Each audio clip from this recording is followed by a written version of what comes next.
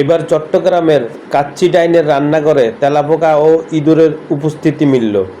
গতকাল বৃহস্পতিবার দুপুরে জেলা প্রশাসকের নির্বাহী ম্যাজিস্ট্রেট সোনিয়া হকের নেতৃত্বে অভিযান পরিচালনা করে নিরাপদ খাদ্য আইন 2013 এর 33 ধারা অনুযায়ী 3 লক্ষ টাকা জরিমানা আরোপ করেন তাৎক্ষণিক প্রতিষ্ঠানটির বিরুদ্ধে।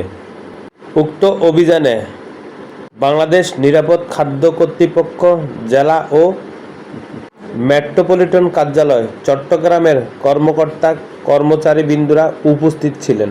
আরও উপস্থিত ছিলেন চট্টগ্রাম সিটি কর্পোরেশনের অঞ্চলের দায়িত্বপ্রাপ্ত নিরাপদ খাদ্য পরিদর্শক, চকবাজার থানা এলাকার একটি চৌকস টিম। কাচ্চি ডাইনের বিরুদ্ধে আরও অভিযোগ উঠে ক্রয় রসিদ সংরক্ষণ না করা এবং নোংরা ও অস্বাস্থ্যকর পরিবেশে খাদ্য প্রস্তুতের অভিযোগ উঠে।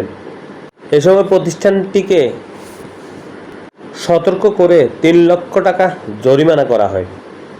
নির্বাহী ম্যাজিস্ট্রেট বলেন, পুরো রমজান জুড়ে এই ধরনের অভিযান অব্যাহত থাকবে। Desk news, Chittagong update.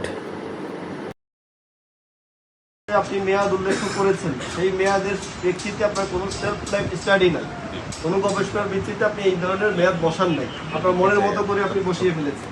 আমরা আপনার ফ্রিজে এবং আশেপাশে প্রচুর পরিমাণে তেলাপোকা দেখতে পেয়েছি, ঠিক তো?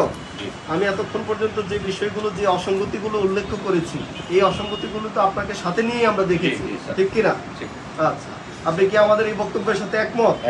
আচ্ছা, তাহলে আপনি এই বিষয়গুলো এখানে উল্লেখপূর্বক এখানে একটা স্বাক্ষর করুন। ইঁদুর খেয়ে ফেলছে, এদিকে আনেন, একটা প্যাকেট আনেন।